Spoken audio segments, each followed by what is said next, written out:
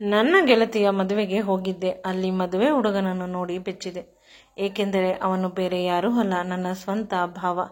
ನನ್ನ ಅಕ್ಕ ನೆನಪಾದಳು. ಅವಳು ಭಾವನ ಬಗ್ಗೆ ತುಂಬ ಒಳ್ಳೆಯ ಮಾತುಗಳನ್ನು ಪ್ರತಿ ಬಾರಿ ಹೇಳುತ್ತಿದ್ದಳು. ಇದು ಹೇಗೆ ಸಾಧ್ಯ? ಮದುವೆಯಿಂದ ಹೊರಗೆ ಬಂದೆ. ನನಗೆ ಅಲ್ಲೇ ಇರಲು ಸಾಧ್ಯವಾಗಿಲ್ಲ. ಅಕ್ಕನಿಗೆ ಫೋನ್ ಮಾಡಿದಾಗ ಅವಳು ಹೇಳಿದ ಮಾತನ್ನು ಕೇಳಿ ತುಂಬ ದುಃಖವಾಯಿತು. ಅವಳು ಹೇಳುತ್ತಾಳೆ, ಅಯ್ಯೋ, ಇನ್ನು ನನ್ನ ಅಕ್ಕನ ಜೀವನ ಮುಗಿದು ಹೋಯಿತೇನೋ. ಮುಂದೆ? ನನ್ನ ಹೆಸರು ರಶ್ಮಿ, ಅಪ್ಪ ಅಮ್ಮನ ಮುದ್ದಿನ ಮಗಳು. ಅಪ್ಪ ಅಮ್ಮನಿಗೆ ಅಕ್ಕನಿಗಿಂತ ನಾನೆಂದರೆ ತುಂಬ ಇಷ್ಟ. ಆದರೆ ನನಗೆ ಅಪ್ಪ ಅಮ್ಮನಿಗಿಂತ ಅಕ್ಕ ಎಂದರೆ ತುಂಬ ಇಷ್ಟ. ಅವಳು ನನ್ನ ಪಾಲಿನ ದೇವತೆ, ನನ್ನ ರಾಜಕುಮಾರಿ. ಎಲ್ಲ ಮನೆಯಲ್ಲಿ ಅಕ್ಕನಿಗೆ ತಂಗಿ ಎಂದರೆ ತುಂಬ ಇಷ್ಟ. ತಂಗಿಯನ್ನು ಪ್ರೀತಿ ಮಾಡುತ್ತಾರೆ. ಆದರೆ ನಮ್ಮ ಮನೆಯಲ್ಲಿ ಉಲ್ಟಾ. ಅಕ್ಕನಿಗೆ ತಂಗಿ ಎಂದರೆ ಅಷ್ಟಕ್ಕಷ್ಟೇ, ಆದರೆ ತಂಗಿಗೆ ಅಕ್ಕ ಎಂದರೆ ಪಂಚಪ್ರಾಣ. ಇದು ನನ್ನ ಕತೆ. ಅಕ್ಕ ತುಂಬ ಪ್ರಾಕ್ಟಿಕಲ್. ಅವಳಿಗೆ ಎಮೋಷನ್ಸ್, ಫೀಲಿಂಗ್ಸ್ ಇವೆಲ್ಲ ಕಡಿಮೆ. ಅವಳಾಯಿತು, ಅವಳ ಕೆಲಸವಾಯಿತು, ಯಾರ ತಂಟೆಗೂ ಹೋಗುತ್ತಿರಲಿಲ್ಲ. ನನಗೆ ಒಂದು ರೀತಿಯ ಎನರ್ಜಿ ಅವಳಿಂದ ಸಿಗುತ್ತಿತ್ತು. ನಾನು ತುಂಬ ಎಮೋಷ್ನಲ್. ಅಕ್ಕ ತನ್ನ ಡಿಗ್ರಿಯನ್ನು ಮುಗಿಸಿದಳು. ಅಪ್ಪ ಕೆಲಸಕ್ಕೆ ಹೋಗುವುದು ಬೇಡ, ಹುಡುಗನನ್ನು ಹುಡುಕಿ ಮದುವೆ ಮಾಡುತ್ತೇನೆ ಅಂತ ಅವರ ಫ್ರೆಂಡ್ ಮಗನಿಗೆ ಕೊಟ್ಟು ಮದುವೆ ಮಾಡಿದರು. ಅದ್ದೂರಿಯಾಗಿ ಇಡೀ ಊರೇ ಅವರ ಮದುವೆಯನ್ನು ನೋಡಿ ಖುಷಿಪಟ್ಟರು. ಅಷ್ಟು ಚೆನ್ನಾಗಿ ಅಪ್ಪ ಮಾಡಿಕೊಟ್ಟರು. ಭಾವ ತುಂಬ ಸುಂದರವಾಗಿದ್ದರು. ಅಕ್ಕನಿಗಿಂತ ಜಾಸ್ತಿ ನನ್ನ ಜೊತೆ ತುಂಬ ಜಾಲಿಯಾಗಿದ್ದರು. ಅಕ್ಕನ ಜೊತೆ ನಗುನಗುತ್ತಾ ಮಾತನಾಡಿದ್ದು ನಾನು ನೋಡಿಲ್ಲ. ಆನಂತರ ಅನಿಸಿತು, ಅಕ್ಕ ತುಂಬ ಪ್ರಾಕ್ಟಿಕಲ್ ಆಗಿದ್ದರಿಂದ ಭಾವನನ್ನು ಅವಳ ಜೊತೆ ತುಂಬ ಮಿಂಗಲಾಗಲು ಬಿಡುವುದಿಲ್ಲ. ಈಗಾದರೆ ಸಂಸಾರ ಹೇಗೆ ಅಂತ ಅಮ್ಮನ ಬಳಿ ಅವಳಿಗೆ ಬುದ್ಧಿವಾದವನ್ನು ಹೇಳುತ್ತಿದ್ದೆ. ಆಗ ಅಕ್ಕ ಹೇಳಿದಳು, ನಾನು ಅವಳಿಗಿಂತ ತುಂಬ ವರ್ಷ ದೊಡ್ಡವಳು. ನನಗೆ ಯಾವಾಗ ಏನು ಮಾಡಬೇಕು ಎಲ್ಲ ತಿಳಿದಿದೆ. ಅವಳಿಗೆ ಅವಳ ಓದಿನ ಬಗ್ಗೆ ಗಮನ ಹರಿಸಲು ಹೇಳು ಅಂತ ಮುಖಕ್ಕೆ ಹೊಡೆದಂತೆ ಹೇಳಿದಳು. ಇನ್ನು ಅವಳ ವಿಷಯದ ಬಗ್ಗೆ ಯೋಚನೆ ಮಾಡುವುದು ವ್ಯರ್ಥ ಅಂತ ಅನಿಸಿತು. ಭಾವನ ಜೊತೆ ಯಾರೂ ಇಲ್ಲದ ಸಂದರ್ಭದಲ್ಲಿ ಪ್ಲೀಸ್ ಭಾವ, ಅಕ್ಕನಿಗೆ ಎಮೋಷನಲ್ ಫೀಲಿಂಗ್ಸ್ ಇವೆಲ್ಲ ಕಡಿಮೆ. ಬದುಕು ಹೇಗಿದ್ದರೂ ಹೊಂದಿಕೊಂಡು ಇರುತ್ತಾಳೆ. ಅವಳ ಕಷ್ಟ ಸುಖದ ಬಗ್ಗೆ ಸ್ವಲ್ಪ ಗಮನ ಹರಿಸಿ ಅವಳನ್ನು ಚೆನ್ನಾಗಿ ನೋಡಿಕೊಳ್ಳಿ ಅಂತ ಅವರ ಕೈಯನ್ನು ಹಿಡಿದು ಅಳಲು ಶುರು ಮಾಡಿದೆ. ಭಾವ, ನಾನು ನೋಡಿಕೊಳ್ಳುತ್ತೇನೆ, ಯಾವುದೇ ಕಾರಣಕ್ಕೂ ನಿನ್ನ ಅಕ್ಕನ ಬಗ್ಗೆ ಯೋಚಿಸಬೇಡ. ಅವಳು ನಮ್ಮ ಮನೆಯ ಮಹಾಲಕ್ಷ್ಮಿ ಅಂತ ಹೇಳಿದರು. ಭಾವನ ಮಾತನ್ನು ಕೇಳಿ ನನಗೆ ಸ್ವಲ್ಪ ಸಮಾಧಾನವಾಯಿತು. ನೆಮ್ಮದಿಯ ಉಸಿರು ಬಿಟ್ಟೆ. ಅಕ್ಕನನ್ನು ಅವರ ಮನೆಗೆ ಕಳಿಸಿಕೊಟ್ಟೆವು.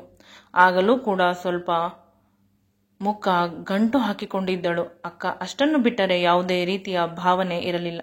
ನಾನು, ಅಪ್ಪ, ಅಮ್ಮ ಅವಳನ್ನು ಗಟ್ಟಿಯಾಗಿ ಹಿಡಿದುಕೊಂಡು ಅಳುತ್ತಿದ್ದೆವು.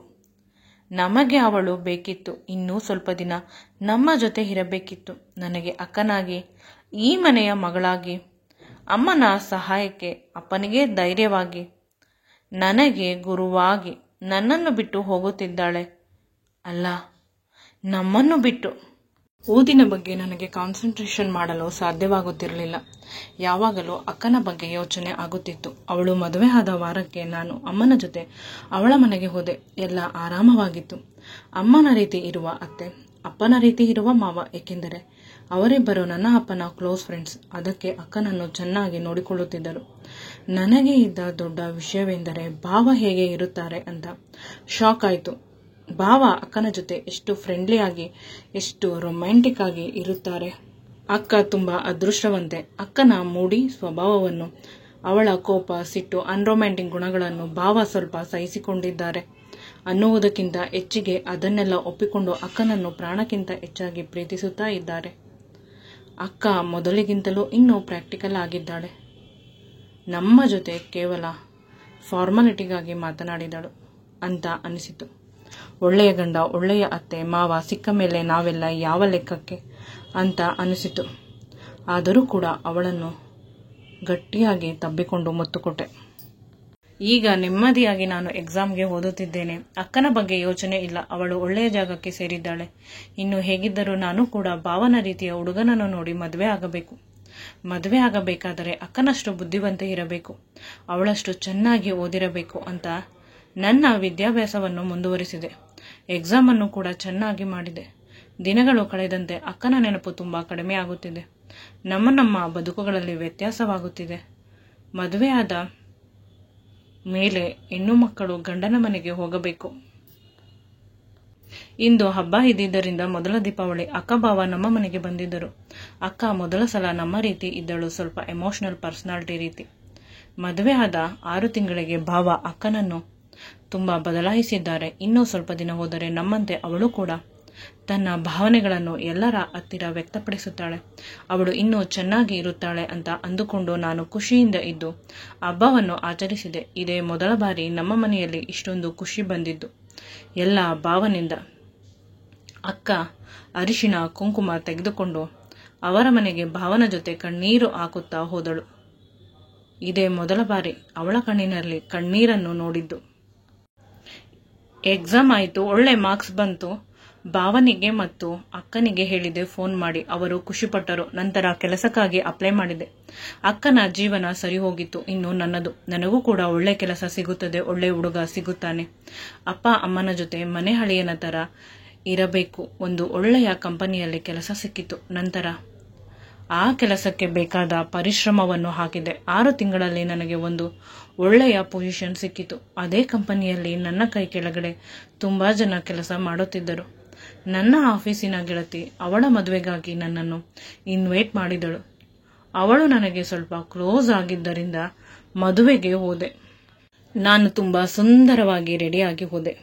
ಬ್ಲ್ಯಾಕ್ ಕಲರ್ ನೆಟ್ ಸೀರೆಯನ್ನು ನೋಡಿದ ತಕ್ಷಣ ಅಮ್ಮ ಚೆನ್ನಾಗಿ ಕಾಣುತ್ತಿದ್ದೀಯಾ, ಆದರೆ ಮದುವೆಗೆ ಕಪ್ಪು ಬಣ್ಣದ ಸೀರೆಯನ್ನು ಏಕೆ ಹುಟ್ಟಿದೆ ಅಂತ ಹೇಳಿದರು. ನಾನು ಏನು ಹೇಳದೆ ಹೋದೆ. ಮದುವೆಯನ್ನು ತುಂಬಾ ಗ್ರ್ಯಾಂಡ್ ಆಗಿ ಅರೇಂಜ್ಮೆಂಟ್ ಮಾಡಿದ್ದರು. ನನ್ನ ಗೆಳತಿ ಬೈ ಬರ್ತ್ ತುಂಬಾ ರಿಚ್. ಅಪ್ಪ ಅಮ್ಮನ ಒಬ್ಬಳೆ ಮಗಳು. ಎಲ್ಲ ಅದೃಷ್ಟ. ಅವರುಗಳು ಸಂಪಾದನೆ ಮಾಡಬೇಕು ಅನ್ನುವುದು ಏನೂ ಇಲ್ಲ. ಅವರ ಅಪ್ಪ ಅಮ್ಮ ಎಲ್ಲ ಮಾಡಿರುತ್ತಾರೆ. ಮದುವೆಯಲ್ಲಿ ನಮಗೆ ಸ್ಪೆಷಲ್ ಆತಿಥ್ಯ ಸಿಕ್ಕಿತು. ಅವರ ಕಂಪನಿಯ ಮಿನಿ ಲೇಡಿ ಬಾಸ್ ಅಂತ ತುಂಬಾ ಜನ ಚುಡಾಯಿಸಿದರು. ಈ ಖುಷಿಯಲ್ಲಿ ತೇಲುತ್ತಾ ಇದ್ದವಳಿಗೆ ಶಾಕ್ ಆಯಿತು. ನಾನು ನಿಂತಿರುವ ನೆಲ ಕುಸಿಯಬಾರದೆ ಅಂತೆನಿಸಿತು. ಮದುವೆ ಹುಡುಗಿ ನನ್ನ ಗೆಳತಿ, ಆದರೆ ಮದುವೆ ಹುಡುಗ ನನ್ನ ಭಾವ, ನನ್ನ ಅಕ್ಕನ ಗಂಡ. ಅವನಿಗೆ ಸ್ಟೇಜ್ ಮೇಲೆ ಹೋಗಿ ಅವನ ಕತ್ತಿನ ಪಟ್ಟಿಯನ್ನು ಹಿಡಿದು ಕೆನ್ನೆಗೆ ಬಾರಿಸಬೇಕು ಅಂತ ಅನಿಸಿತು. ಆದರೆ ಮೊದಲು ಅಕ್ಕನ ಜೊತೆ ಮಾತನಾಡಿ ವಿಷಯವನ್ನು ಕ್ಲಿಯರ್ ಮಾಡಿಕೊಳ್ಳುವ. ಅವರಿಬ್ಬರ ಮಧ್ಯೆ ಹೇಗೆ ವಿಷಯ ಇದೆ ಅನ್ನೋದನ್ನು ತಿಳಿದುಕೊಂಡು ನಂತರ ಇವನ ಕತೆ ನೋಡಿಕೊಳ್ಳುತ್ತೇನೆ ಅಂತ ಹೊರಗೆ ಬಂದೆ. ಅವಳ ಜೊತೆ ಫೋನ್ ಮಾಡಿ ಮಾತನಾಡುತ್ತಿದ್ದಾಗ ಅವಳು ಹೇಳುತ್ತಾಳೆ, ನಿನ್ನ ಭಾವನನ್ನು ಮದುವೆಯಲ್ಲಿ ನೋಡಿ ಶಾಕ್ ಆಗಿದ್ದೀಯಾ?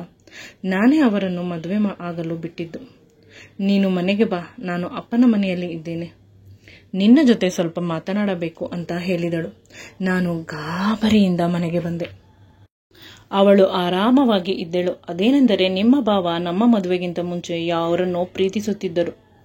ಅವರ ಮನೆಯವರ ಬಲವಂತಕ್ಕಾಗಿ ನನ್ನನ್ನು ಮದುವೆ ಆಗಿದ್ದರು.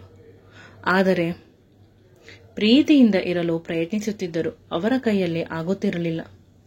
ಅವರ ಕಣ್ಣಿನಲ್ಲಿ ನನ್ನ ಮೇಲೆ ನನಗೆ ಎಂದು ಪ್ರೀತಿ ಕಾಣುತ್ತಿರಲಿಲ್ಲ. ಕೇವಲ ಕರ್ತವ್ಯ ಮಾತ್ರ ಕಾಣಿಸುತ್ತಿತ್ತು. ನಿಧಾನವಾಗಿ ನನಗೆ ಅವರು ಅವಳನ್ನು ಪ್ರೀತಿಸುತ್ತಿರುವ ವಿಷಯ ತಿಳಿಯಿತು. ಅವಳು ಕೂಡ ಅವರನ್ನು ಪ್ರೀತಿಸುತ್ತಿದ್ದಳು. ಅವರಿಬ್ಬರ ಮಧ್ಯೆ ನಾನು ಯಾರೂ ಅಲ್ಲವೇ? ಬಲವಂತವಾಗಿ ಯಾವುದೇ ಸಂಬಂಧವನ್ನು ಮುಂದುವರಿಸಲು ಸಾಧ್ಯವಿಲ್ಲ. ನನಗೆ ನಿಮ್ಮ ಜೊತೆಗಿರಲು ಇಷ್ಟವಿಲ್ಲ. ನಾನು ನನ್ನ ಅಪ್ಪನ ಮನೆಗೆ ಹೊರಟು ಹೋಗುತ್ತೇನೆ ಅಂತ ನಾನು ತುಂಬಾ ಕಠೋರವಾಗಿ ಹೇಳಿ ಬಂದೆ. ಅವರು ಅವಳನ್ನು ಮದುವೆಯಾಗಲಿ ಅಂತ. ಕೊನೆ ಪಕ್ಷ ಅವರಿಬ್ಬರಾದರೂ ನೆಮ್ಮದಿಯಾಗಿರಲಿ. ಮೂವರು ಕಷ್ಟಪಡುವುದು ಬೇಡ. ಅತ್ತೆ, ಮಾವ, ಅಪ್ಪ, ಅಮ್ಮನ ಗೆಳೆಯರಾಗಿದ್ದರಿಂದ ಇವರಿಗೆ ಹೇಗೆ ಮುಖ ತೋರಿಸುವುದು ಅಂತ ಪರದಾಡುತ್ತಾಳೆ. ಈ ಮಾನ ಅವಮಾನಗಳು, ಅವುಗಳಿಗಾಗಿ ಫೈಟ್ ಮಾಡಲು ನನಗೆ ಇಷ್ಟವಿಲ್ಲ. ನನಗೆ ಕೇವಲ ಪ್ರೀತಿ ಬೇಕು. ನೀನು ನನ್ನ ಮೇಲೆ ತೋರಿಸುವ ಪ್ರೀತಿ, ಅಪ್ಪ ಅಮ್ಮ ನನ್ನ ಮೇಲೆ ತೋರಿಸುವ ನಿಷ್ಕಲ್ಮಶವಾದ ಪ್ರೀತಿ ಬೇಕು ಅಂತ ನನ್ನನ್ನು ಗಟ್ಟಿಯಾಗಿ ತಬ್ಬಿಕೊಂಡು ಅಳಲು ಶುರು ಮಾಡಿದಳು. ನಂತರ ಅವಳನ್ನು ಮಾಸ್ಟರ್ ಡಿಗ್ರಿಗೆ ಅಪ್ಪ ಜಾಯಿನ್ ಮಾಡಿದರು. ಓದಲು ಹೋದರೆ ಮನಸ್ಸಿನ ನೋವನ್ನು ಮರೆಯುತ್ತಾಳೆ ಅಂತ. ದಿನಗಳು ಕಳೆದಂತೆ ಅಕ್ಕ ಮದುವೆ ಆಗಿದ್ದಾಳೆ ಅನ್ನುವ ವಿಷಯ ಮರೆತು ಹೋಯಿತು. ನಮಗೆ ಮೊದಲಿನ ಹಾಗೆ ಇಲ್ಲ. ಅಕ್ಕ ಈಗ ತುಂಬಾ ಪ್ರಾಕ್ಟಿಕಲ್ ಆಗಿ ಇಲ್ಲ. ಬದಲಿಗೆ ಯಾವಾಗಲೂ ಖುಷಿಯಾಗಿ ಇರುತ್ತಾಳೆ. ಖುಷಿಯಾದಾಗ ಖುಷಿ ಪಡುತ್ತಾಳೆ, ದುಃಖ ಆದಾಗ ದುಃಖ ಒಮ್ಮೆ ಅನಿಸುತ್ತದೆ ಪ್ರೀತಿ ಬದುಕಿನಲ್ಲಿ ಶಾಶ್ವತವಾಗಿ ಇರುತ್ತದೆ, ಆದರೆ ಕರ್ತವ್ಯ ದಿನಗಳು ಕಳೆದಂತೆ ಅದು ಬಹಳ ಭಾರ ಅಂತ ಅನಿಸುತ್ತದೆ. ಅಕ್ಕ ಆ ಸಂಬಂಧದಿಂದ ಹೊರಗೆ ಬಂದಿದ್ದಾಳೆ. ಮೊದಲು ನನಗೆ ಅದು ಅರ್ಥವಾಗುತ್ತಿರಲಿಲ್ಲ. ದಿನಗಳು ಕಳೆದಂತೆ ನನಗೂ ಕೂಡ ಅಕ್ಕ ಅಂದು ಮಾಡಿದ್ದು ಸರಿ ಅಂತ ಅನಿಸುತ್ತದೆ. ಬಲವಂತವಾಗಿ ಯಾರನ್ನೂ ಕೂಡ ಪ್ರೀತಿ ಮಾಡಲು ಸಾಧ್ಯವಿಲ್ಲ. ಈಗಲೂ ಕೂಡ ಭಾವ ನನಗೆ ಸಿಗುತ್ತಾರೆ. ನನ್ನ ಗೆಳತಿಯನ್ನು ಪಿಕ್ ಮಾಡಲು ಬರುತ್ತಾರೆ. ಆದರೆ ನಾನು ಅವರ ಜೊತೆ ಮಾತನಾಡುವುದಿಲ್ಲ. ನನ್ನ ಅಕ್ಕನ ಬದುಕಿನಲ್ಲಿ ಆಟವಾಡಿದ ಮನುಷ್ಯ ಅಂತ. ತುಂಬಾ ವರ್ಷಗಳ ನಮ್ಮ ಬಲವಂತದ ಫಲ ಇಂದು ಫಲಿಸಿದೆ. ಅಕ್ಕ ಇನ್ನೊಂದು ಮದುವೆ ಆಗಲು ಒಪ್ಪಿಕೊಂಡಿದ್ದಾಳೆ. ಆದರೆ ಎಲ್ಲಾ ವಿಷಯವನ್ನು ಮದುವೆ ಆಗುವ ಹುಡುಗನಿಗೆ ಹೇಳಬೇಕು ಅನ್ನುವ ಕಂಡೀಷನ್ ಹಾಕಿದ್ದಾಳೆ.